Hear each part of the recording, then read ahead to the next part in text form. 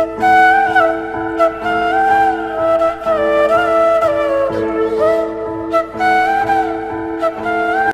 ஆச்சு? ஏன் தனியா நிக்கிறீங்க?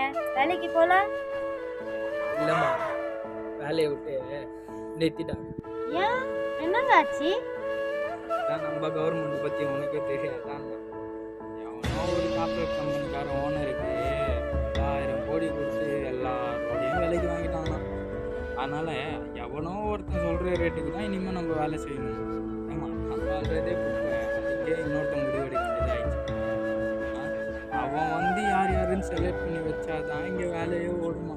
அதுவும் மாதம் 10,000 12,000 கொடுப்பான். 10,000 12,000 வச்சுட்டு இந்த காலத்துலலாம் குடும்பத்தை ஓட்ட முடியுமா? ரிசர்ச் இல்லாமல் பண்ணுறாங்க. எல்லாரையும் வேலையில் வைக்க மாட்டாங்களாம். அவன் வந்து யாரை சொல்கிறானோ அவனை மட்டும்தான் வைப்பாங்க. வேலையே எல்லாருக்கும் வேலையும்.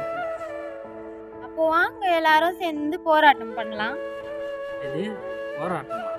ஏமா, ஒரு மாசமா நடக்குதுமா இங்கே போராட்டம். இருக்கிற எந்த கவர்மெண்ட் கண்ணுக்கும் அது தெரியவே இல்லை. காசு இருக்கிறவனுக்கு மட்டும்தாம்மா இங்கெல்லாம் மதிப்பு. நம்மளுக்கு சப்போர்ட்டா யாருமே இல்லையா? அதுக்கு ஒரே ஒருத்தர் மட்டும்தான்.